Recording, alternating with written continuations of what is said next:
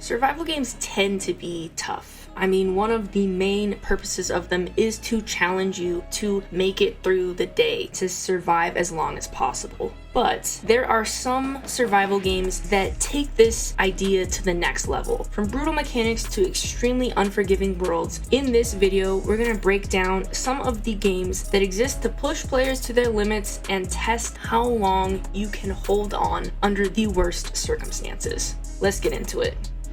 Up first is Project Zomboid. With every run starting on a screen that reads, "This is how you died."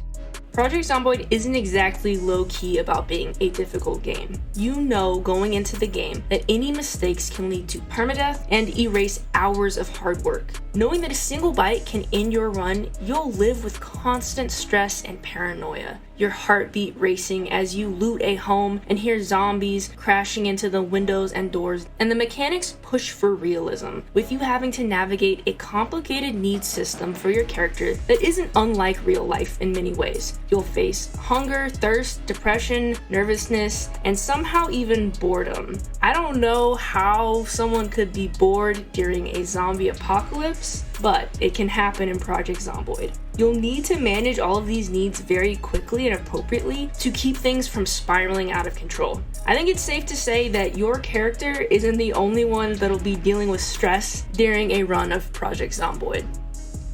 Next up is Green Hell. Green Hell doesn't hold back. From the survival systems to the health management to the environmental threats, this game is loaded with challenges that are as realistic as they are punishing. You'll need to stay hydrated and manage your food intake by balancing fats, carbs, and proteins. Unlike many other survival games or games with mechanics where you need to eat, you can't just carb load. You can't just eat a ton of whatever. You have to balance what you're eating. You have to get your protein as well as your fat as well as your carbs. And when it comes to health management, Green Hell is also very hands-on, requiring you to inspect your body for leeches and infections and try to figure out how to cure those conditions in the middle of the rainforest. And speaking of the rainforest, as I said in the beginning, the environmental threats are harsh here. Hostile predators will hunt you frequently as you attempt to forage, and venomous snakes, spiders, scorpions, and even centipedes are constantly lurking, ready to totally wreck your run.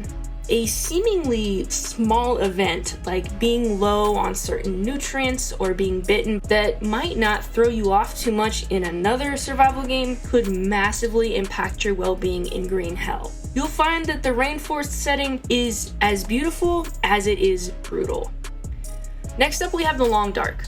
The Long Dark is unforgiving, pitting you against an environment that is extreme and only getting worse. Your primary enemy in The Long Dark is the environment, the unpredictable weather, and hazardous freezing temperatures that threaten you every time you step outside of your shelter, which is unfortunately very often. You will have to leave your shelter frequently to gather food and other resources that are necessary for your survival. And because resources are scarce, with food and medicine being spread across the multiple maps, you'll constantly be doing risk-benefit calculations in your head to decide if it's worth leaving the relative safety of your shelter to step outdoors. Even if the weather outside looks decent, it can change quickly. Not to mention the hostile wildlife like wolves, bears, and cougars that lurk in the snow. You'll constantly find yourself on the back foot, needing to adapt and strategize just to make it through the next few days.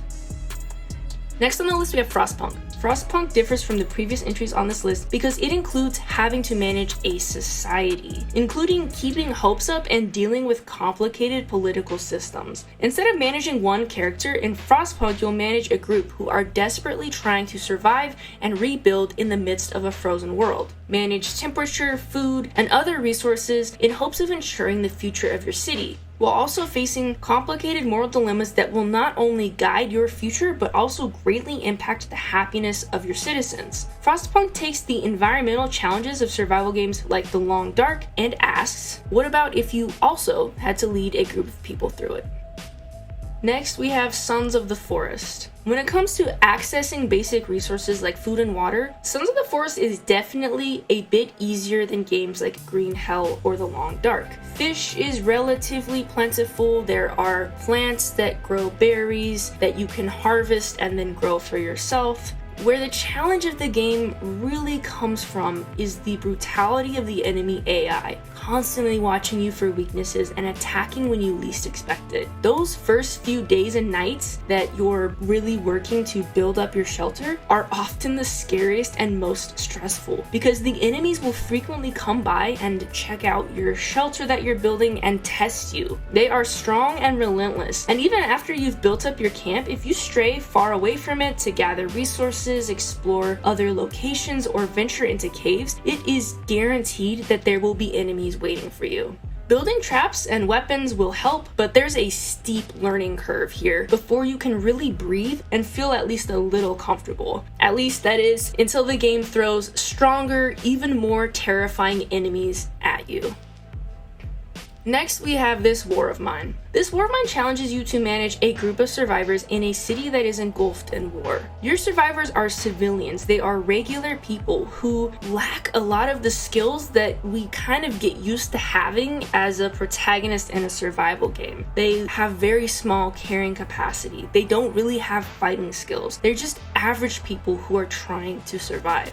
Really, throughout the entirety of the game, you will have very limited resources like food, water, and medicine. You will have to make a lot of decisions about how much resources to consume in a given time, what to trade when you have the chance, and even whether to steal or not. You'll need to navigate complicated moral decisions that will impact the well-being of your group. Sure, you'll have the opportunity to scavenge, but it's a dangerous activity, so you'll need to consider the risk versus reward each night that you go out. There are a ton of ways that you can die in this game, making it an increasingly complicated task to end each day safely.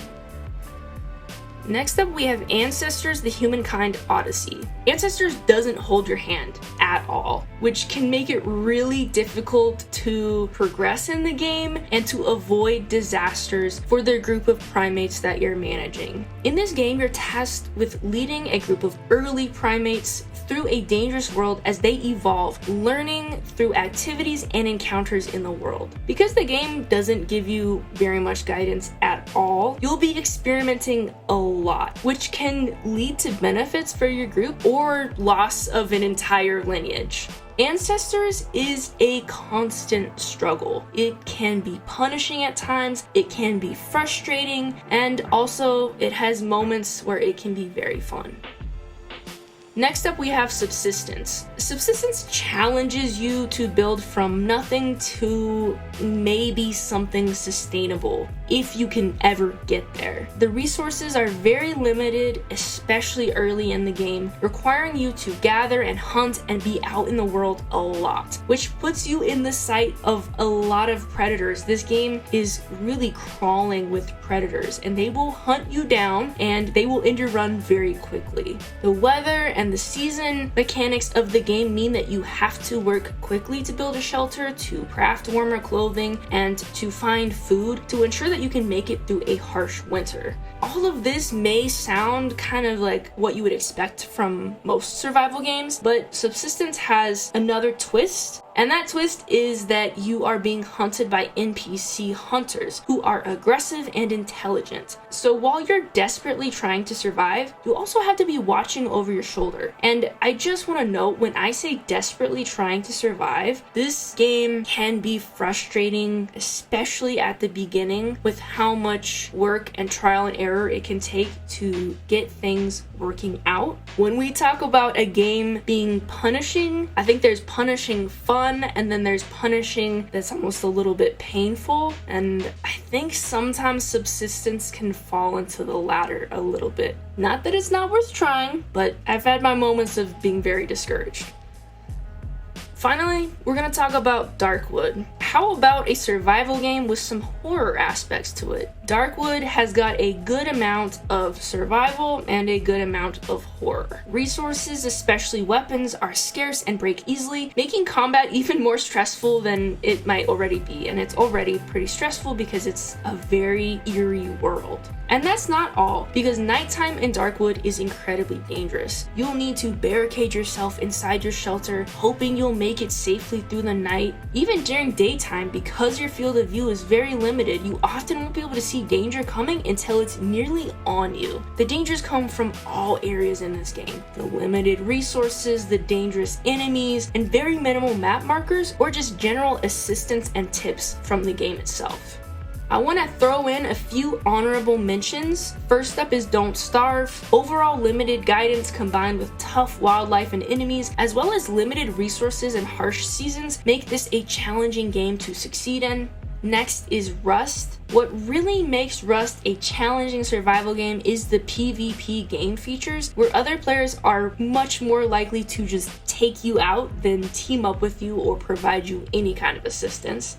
And Cataclysm Dark Days Ahead. Cataclysm Dark Days Ahead includes complicated and intricate needs which all impact gameplay, as well as resource scarcity, dangerous hordes of enemies, and zero handholding. There's a brief breakdown of some of the survival games that have challenged me the most, some that can be a bit intimidating going into them. What is the most challenging survival game that you've ever played? Let's talk about it in the comments. If you like more content like this, please like and subscribe, and I'll see you in the next one.